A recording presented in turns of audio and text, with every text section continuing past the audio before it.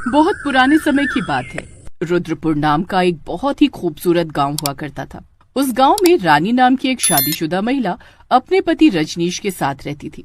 लेकिन हैरान कर देने वाली बात ये थी कि रानी की सास गर्भवती थी और उसे गर्भवती हुए लगभग 8 महीने बीत चुके थे। गांव वाले उसे इसी बात का ताना मारा करते थे। एक रोज जब रानी अपनी सास के साथ अस्पताल से चेकअप करा के वापस आ रही थी तब ये देखो, इस बुढ़िया को शर्म भी नहीं आती। जब इसकी बहू बांझ निकली और ये बच्चा पैदा ना कर सकी तब इसकी सास ने खुद माँ बनने का फैसला कर लिया और खुद ही माँ बन गई। सही कह रही हो चाची, इस बुढ़िया को तो बिल्कुल शर्म नहीं आती। इसका पति तो न जाने कब मर चुका है, फिर भी इस उम्र में पता नहीं किसने इसे गर्भवती बना दिया।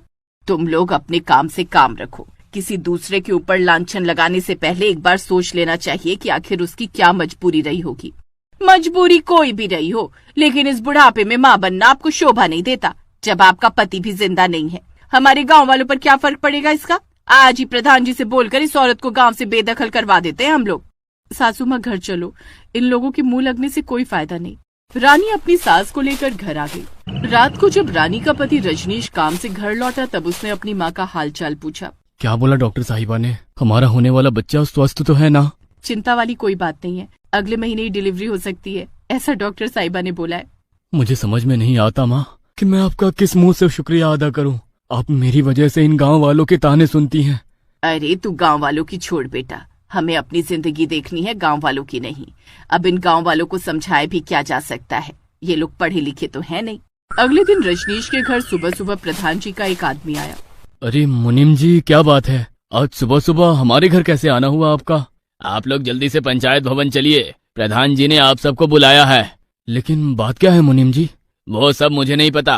प्रधान जी ने बोला है कि रजनीश के परिवार को बुला लो, तो मैं बुलाने चला आया। इतना बोलकर मुनीम जी वहाँ से चले गए। थोड़ी देर बाद रजनीश अपनी पत्नी रानी और अपनी माँ को लेकर पंचायत भवन पहुँच गए। वहाँ पर उन्होंने देखा कि पूरा गांव इकट्ठा था। रजनीश, इन गांव वालों का कहना है कि तुम लोग इस गांव में रहने के लायक नहीं हो। तुम्हारी माँ गर्भवती है और अपना फूला हुआ पेट लेकर इधर उधर घुमा करती है। आपके पिता भी जिंदा नहीं है, तो इन सब का असर गांव के नौजवानों पर पड़ता है। इस बारे में तुम्हारा क्या कहना है?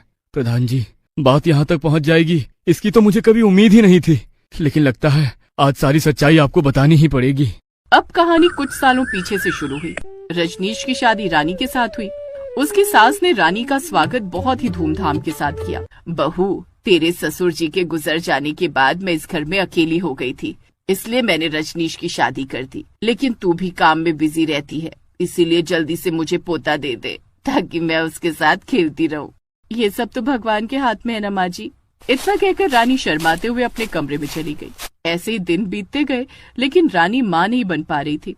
रजनीश बेटा, शादी के 3 साल बीत चुके हैं, लेकिन तुम लोग मुझे अभी तक पोता नहीं दे पाए। जाओ, जाकर डॉक्टर को दिखाओ, कहीं बहू में कोई कमी तो नहीं। माँ, ऐसा जरूरी तो नहीं कि कमी केवल रानी में ही हो, कमी मेरे अंदर भी तो हो सकती है ना? हाँ, तो तू खुद की भी जांच करा लेना, पर मुझे किसी भी कीमत पर पोता चाहिए इस साल, उसके लिए चाहे जो भी करना पड़े। ठीक है माँ, मैं आज शाम को ही डॉक्टर के पास रानी को लेकर चला जाता हूँ। शाम को रजनीश अपनी पत्नी रानी को लेकर डॉक्टर के पास चला गया। डॉक्टर ने रजनीश और रानी दोनों की जांच की। उसके बाद उन्होंने कहा, देखिए, आप दोनों को परेशान होने की कोई जरूरत नहीं है। आप दोनों में ही कोई कमी नहीं है। आप दोनों जल्दी माँ बाप बन जाओगे। हाँ, कुछ नॉर्मल दवाइयाँ दे देता हूँ, जिससे थोड़ी हेल्प मिल जाएगी। डॉक्टर ने उन दोनों को दवाइयाँ दे दी और दोनों घर आ गए। घर आने के बाद रजनीश ने ये खुशखबरी अपनी माँ को सुनाई। माँ, चिंता करने की कोई बात नहीं है। डॉक्टर ने बोला है कि हम दोनों के अंदर कोई कमी नहीं है, हम दोनों माँ बाप बन सकते हैं। ठीक है बेटा, मैं इंतजार के अलावा और कर ही क्या सकती हूँ। ऐसे ही दिन बीतते गए और कुछ दिनों बाद रानी को अचानक उल्टियाँ होने लगी। उस दिन रजनीश काम पर गया हुआ था। अरे बहू, तुझे तो बहुत जोरों की उल्टियाँ हो रही हैं। क्या हुआ, तेरी तबीयत खराब है क्या? चल जल्दी चल, डॉक्टर के पास चलते हैं। अरे नहीं माँ, मुझे बहुत कमजोरी लग रही है, मैं डॉक्टर के पास नहीं जा पाऊंगी। कमजोरी लग रही है और उल्टियाँ भी आ रही हैं, इसका मतलब तो साफ है कि इस घर में अब खुशखबरी आने ही वाली है। उसकी सास ने फोन करके तुरंत डॉक्टर को बुला लिया। डॉक्टर ने उसकी जांच की तो उसकी सास की खुशी का ठिकाना न रहा। मुबारक हो, आप बहुत जल्द दादी बनने वाली हैं। रानी बिटिया गर्भवती है, इसका अच्छे से ख्याल रखना और ज्यादा भारी सामान ना उठाने देना। बहुत बहुत धन्यवाद डॉक्टर साहब, आज से मैं बहू को बिस्तर से उठने ही नहीं दूंगी। अरे अरे, ऐसा भी मत कर देना। थोड़ा बहुत तो शारीरिक मेहनत करनी ही चाहिए, वरना ऐसे तो बॉडी अकड़ जाएगी और बच्चे को भी इससे दिक्कत होगी। डॉक्टर साहब, मैं तो मजाक कर रही थी। इसके बाद डॉक्टर साहब चले गए। शाम को जब रजनीश आए तो उसकी सास ने बहुत ही खुशी खुशी अपने बेटे को ये खबर सुनाई। रजनीश ने खुशी खुशी में अपनी पत्नी रानी को गोद में उठा लिया। अचानक रजनीश का पैर फिसला और रानी फर्श पर गिर गई। उसकी खोपड़ी फूट गई।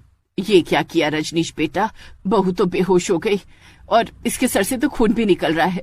जल्दी से डॉक्टर को बुला कर ला। नहीं माँ, इसे डॉक्टर के पास ही ले चलना होगा। इसके सर से बहुत खून निकल रहा है। सब कुछ मेरी ही गलती है, एक्साइटमेंट में ये सब कुछ हुआ है। रजनीश तुरंत अपनी माँ और अपनी पत्नी को लेकर अस्पताल पहुंच गया। अस्पताल में डॉक्टर ने रानी के सर पर पट्टी बांधी, लेकिन तब तक बहुत सारा खून निकल चुका था। मिस्टर रजनीश, आपकी पत्नी तो ठीक है, लेकिन सर पर चोट लगने की वजह से ये कोमा में जा चुकी है। हम अपनी तरफ से कोशिश कर रहे हैं, लेकिन इसकी कोई उम्मीद नहीं है कि कब होश में आएंगी। डॉक्टर साहब, अभी अभी तो आपने रानी के गर्भवती होने की खुशी दी थी, अब हमारे बच्चे का क्या होगा? इसके तो बस दो ही रास्ते हैं, या तो हमें गर्भपात करना होगा या तो इस बच्चे को किसी दूसरे के गर्भ में पालना होगा। क्या ऐसा हो सकता है डॉक्टर साहब? बिल्कुल हो सकता है मिस्टर रजनीश। आज मेडिकल साइंस बहुत आगे निकल चुका है, कुछ भी पॉसिबल है आज तो। लेकिन आपको कोई ऐसी गर्भ ढूंढनी पड़ेगी जो आपके बच्चे को जन्म दे सके और 9 महीने तक अपने गर्भ में रख सके। अब कहानी एक बार फिर से वर्तमान में आ गई। प्रधान जी, मैंने अपनी रिश्तेदारी में बहुत सारे लोगों से बात की, पर कोई भी हमारे बच्चे को अपने गर्भ में 9 महीने रखने के लिए तैयार नहीं हुआ। तब मजबूरी में मेरी माँ ने ही इसमें अपना साथ दिया। मेरी माँ रानी और मेरे बच्चे को अपने गर्भ में रखने के लिए तैयार हो गई। ठीक 4 महीने बाद ऊपर वाले की दया से रानी भी कोमा से वापस आ गई। तुम्हारी कहानी तो बिल्कुल रुला देने वाली है बेटा, लेकिन इसे हम कैसे सच मान लें? मैं अभी यहाँ पर डॉक्टर साहब को बुलाता हूँ, जो सारी सच्चाई पूरे गांव वालों के सामने पेश कर देंगे। रजनीश ने उसी वक्त डॉक्टर साहब को फोन किया और सारी बात बताई।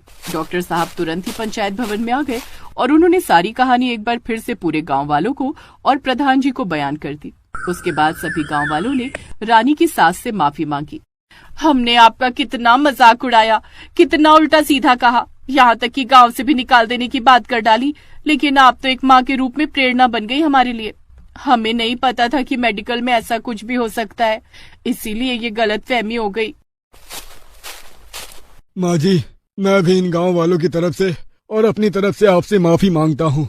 किसी भी माँ के ऊपर इल्जाम लगाने से पहले उसकी सच्चाई को जान लेना चाहिए, उसके बाद ही इल्जाम लगाने चाहिए।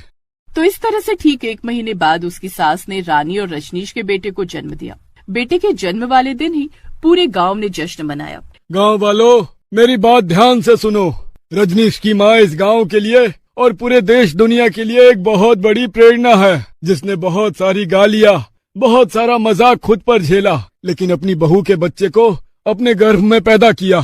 ऐसी सास आजकल देखने को नहीं मिलती है। आपने बिल्कुल सही कहा प्रधान जी। आज के बाद इस गांव की हम सभी सास अपनी बहू से ढेर सारा प्यार करेंगे, ताकि हम सब भी रानी की सास की तरह थोड़ा बहुत तो बन सके। इसके बाद रानी और रजनीश अपने बच्चे के साथ खुशी खुशी रहने लगे।